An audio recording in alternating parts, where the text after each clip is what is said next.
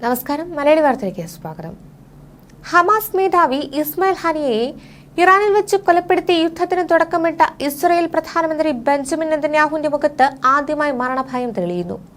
ഇറാന്റെ ആക്രമണത്തിൽ നിന്നും രക്ഷപ്പെടാനുള്ള മാർഗങ്ങൾ ഒരുക്കുന്ന തിരക്കിലാണ് ഇസ്രായേൽ സൈന്യം ഇപ്പോൾ. നെതന്യാഹു ഉൾപ്പെടെയുള്ള ഉന്നതർക്ക് നവീകരിച്ച ഭൂഗർഭ അറകൾ ഉൾപ്പെടെ ഒരുക്കിയാണ് ഇസ്രായേൽ സൈന്യം കനത്ത സുരക്ഷ ഒരുക്കുന്നത്. ദീർഘകാലം താമസിക്കാൻ ശേഷിയുള്ള ഈ സംവിധാനത്തിന് എല്ലാത്തരം ആയുധങ്ങളെയും പ്രതിരോധിക്കാൻ ശേഷിയുണ്ടെന്നാണ് ഇസ്രായേൽ സൈന്യം അവകാശപ്പെടുന്നത്. ഫലസ്തീൻ ഇസ്രായേൽ സംഘർഷം തുടങ്ങിയ ശേഷം ആദ്യമായാണ് ഇസ്രായേൽ പ്രധാനമന്ത്രി സ്വയം പ്രതിരോധത്തിന്റെ ശരീരഭാഷയിലേക്ക് മാറിയത്. യുദ്ധത്തിൽ വിജയിക്കും എന്ന ആത്മവിശ്വാസം മാഞ്ഞിരിക്കുന്നുവെന്നാണ് വിദേശ മാധ്യമങ്ങൾ നൽകുന്ന സൂചന. എന്തായിരിക്കും ഇറാന്റെ ആക്രമണ സ്ട്രാറ്റജി എന്ന് മനസ്സിലാക്കാൻ പോലും കഴിയാതെ ഇസ്രായേൽ ചാര സംഘടനയായ മൊസാദും കുഴയുന്നുണ്ട്. ഇതോടെ ഇസ്രായേലിന്റെ നിലനിൽപ്പ് തന്നെ അപകടത്തിലാകുമോ എന്ന ആശങ്കയിലാണ് അമേരിക്ക. ഇസ്രായേലിനെ സഹായിക്കാൻ യുദ്ധക്കപ്പലുകളും വിമാനങ്ങളും പശ്ചിമേഷ്യയിലേക്ക് അമേരിക്ക എത്തിച്ചിരിക്കുന്നതും ഈ ഭയം പിടികൂടിയതുകൊണ്ടാണ്. ഇറാനുമായി അഭിപ്രായ വ്യത്യാസമുള്ള അറബ് രാജ്യങ്ങൾ പോലും പുതിയ സാഹചര്യത്തിൽ അമേരിക്കയ്ക്കൊപ്പം നിൽക്കാൻ മടി കാണിക്കുന്നുണ്ട്. മുസ്ലിം രാജ്യങ്ങളിലെ ജനങ്ങളുടെ പൊതുവികാരവും ഇറാന് അനുകൂലം. ഇതും അമേരിക്കയോട് അകലം പാലിക്കാൻ അറബ് രാജ്യങ്ങളെ നിർബന്ധിതരാക്കുന്നുണ്ട്. ഇറാൻ ഇസ്രായേൽ യുദ്ധം പൊട്ടിപ്പുറപ്പെട്ടാൽ അത് ഇരു രാജ്യങ്ങളും തമ്മിലുള്ള യുദ്ധം മാത്രമല്ല മാറാൻ പോകുന്നത്. പല വൻ ശക്തികളും ഈ യുദ്ധത്തിൽ ഇടപെടാനുള്ള സാധ്യതയും ഏറെയാണ്. അമേരിക്കയും ചേരി ഒരു ഭാഗത്തും റഷ്യയും ചൈനയും മറുഭാഗത്തും നിലയുറപ്പിച്ചാൽ അത് മൂന്നാം ലോക മഹായുദ്ധമായി മാറുമെന്നുറപ്പാണ്. ഇസ്രായേലിനോട് പ്രതികാരം ചെയ്യുമെന്ന് ഇറാന്റെ പരമോന്നത നേതാവ് ആയത്തുള്ള ഖുമൈനിയാണ് പ്രഖ്യാപിച്ചിരിക്കുന്നത്. അതുകൊണ്ട് തന്നെ ആക്രമണത്തിന്റെ ശക്തിയും കൂടും. മിഡിൽ ഈസ്റ്റിലെ ഏറ്റവും ശക്തമായ സൈനിക ശക്തികളാണ് ഇസ്രായേലും ഇറാനും. ഇരു രാജ്യങ്ങളും രഹസ്യമായി ആണവായുധങ്ങൾ ശേഖരിച്ചു വച്ചിട്ടുണ്ടെന്നതാണ് തർക്കമില്ലാത്ത കാര്യം. അനവധി യുദ്ധങ്ങൾ ചെയ്ത് പാരമ്പര്യമുള്ള പേർഷ്യൻ പോരാളികളാണ് ഇറാൻ. ഇറാനിലേക്ക് സൈന്യത്തെ അയച്ച് ആ രാജ്യത്തെ കീഴ്പ്പെടുത്തുക അമേരിക്കയ്ക്ക് പോലും അസാധ്യമായ കാര്യം. ഭൂമിശാസ്ത്രപരമായ ഘടനയും ഇറാന് അനുകൂലം.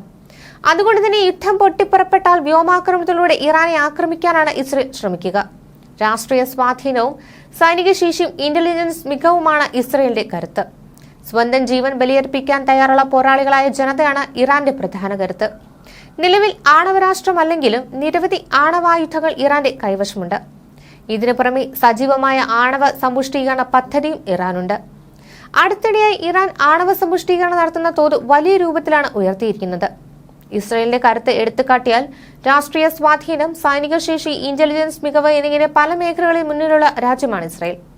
ഇസ്രായേലിൽ 1,70,70,000 സജീവ സൈനികരും 4,65,000 റിസർവ് സൈനിക വിഭാഗക്കാരുമുണ്ട്. 1,376 ടാങ്കുകളും 43,407 കവചിത വാഹനങ്ങളും 650 പീരങ്കികളും 150 റോക്കറ്റ് ലോഞ്ചറുകളും ഇസ്രായേലിനുണ്ട്. ലോകത്തെ ഏറ്റവും ആധുനികമായ സേനകളിലൊന്നാണ് അവരുടെ വായുസേന. ആധുനിക F-35 പോർ വിമാനങ്ങൾ അടക്കം ഇസ്രായേൽ വ്യോമസേനയ്ക്ക് സ്വന്തം. പരമാവധി കൃത്യതയോടെ ലക്ഷ്യത്തിലെത്തി നിയന്ത്രിത സ്ഫോടനം നടത്തുന്ന സ്മാർട്ട് ബോംബുകൾ ഇസ്രായേലിനുണ്ട്. 612 യുദ്ധവിമാനങ്ങളാണുള്ളത്. 500 മെർക്കാവ ടാങ്കുകളാണ് ഇസ്രായേലിന്റെ കരയുദ്ധത്തിലെ കരുത്ത്. ഇസ്രയേലുകളെയും ഡ്രോണുകളെയും ലക്ഷ്യത്തിലെത്തും മുൻപേ തകർക്കുന്ന അയൺ ഡോം അടക്കമുള്ള മിസൈൽ വേദ സംവിധാനങ്ങളും ഇസ്രായേലിന്റെ കരുത്താണ്. Stockholm International Peace Research Institute റിപ്പോർട്ടുകൾ പ്രകാരം ഇസ്രായേലിന്റെ കൈവശം 80 ആണവായുധ ബോംബുകളാണുള്ളത്. ഇതിൽ 30 എണ്ണം വിമാനങ്ങളിൽ നിന്ന് തൊടുക്കാവുന്ന ഗ്രാവിറ്റി ബോംബുകളും ബാക്കി 50 എണ്ണം മധ്യദൂര ബാലിസ്റ്റിക് മിസൈലുകൾ ഉപയോഗിച്ച് തൊടുക്കാവുന്നവയാണ്. ആണവശക്തിയാണെങ്കിലും യുദ്ധത്തിൽ ഇസ്രായേലിന് ഈ കരുത്ത് പ്രകടിപ്പിക്കാനാവില്ല. എങ്കിലും അതിർത്തികൾക്കപ്പുറത്തേക്ക് നീളുന്ന യുദ്ധ സാഹചര്യങ്ങളിൽ ഇസ്രായേലിലെ ആണവായുധ ശേഷി അടക്കമുള്ള കരുത്തുകൾ നിർണായക സ്വാധീനമാവുകയും ചെയ്യും. 1996 ടാങ്കുകളും 65,765 കവചിത വാഹനങ്ങളും 580 പീരങ്കികളും 775 റോക്കറ്റ് ലോഞ്ചറുകളും ഇറാൻ ആക്രമണ നിരയിലുണ്ട്. 551 യുദ്ധവിമാനങ്ങളും 186 ആക്രമണ വിമാനങ്ങളുമുണ്ട്. മേഖലയിൽ ഏറ്റവും കൂടുതൽ മിസൈലുകളുള്ള രാജ്യവും ഇറാനാണ്. 20 തരം ബാലിസ്റ്റിക് മിസൈലുകളും മറ്റ് അനവധി ക്രൂയിസ് മിസൈലുകളും ഇതിൽ ഉൾപ്പെടുന്നു. ഖൈബർ ബസ്റ്റർ എന്ന ഇറാൻ മിസൈലിന് സമീപങ്ങളിലുള്ള US ബേസുകളിലും ആക്രമണം നടത്താനുള്ള കഴിവുണ്ടെന്നാണ് വാദം. കഴിഞ്ഞ വർഷം തങ്ങളുടെ ആദ്യ ഹൈപ്പർസോണിക് മിസൈലും ഇറാൻ അവതരിപ്പിച്ചിരുന്നു. ഫത്താഹ് എന്ന് പേരിട്ടിരിക്കുന്ന ഈ മിസൈലിന് ഏത് ശത്രു മിസൈൽ സംവിധാനങ്ങളെയും തുളച്ചുകയറി ആക്രമിക്കാനുള്ള കരുത്തുണ്ടെന്ന് ഇറാൻ അവകാശപ്പെടുന്നു. ഇറാനിയൻ റവല്യൂഷണറി ഗാർഡ്സിന്റെ എയറോസ്പേസ് ഫോഴ്സ് സ്പെഷ്യലിസ്റ്റുകളാണ് ഫത്താഹ് വികസിപ്പിച്ചിരിക്കുന്നത്. റഡാറുകളെ പോലും വെട്ടിച്ച് ശത്രു രാജ്യത്ത് പറന്നുകയറി വ്യാപക നാശനഷ്ടം വിതയ്ക്കാൻ ശേഷിയുള്ള 10,000 കണക്കിന് ഡ്രോണുകൾ ഇറാന്റെ കൈവശമുണ്ട്.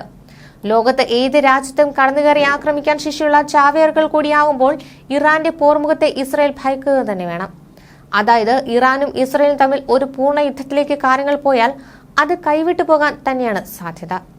ന്യൂസ് ഡെസ്ക് മലയാളി വാർത്ത.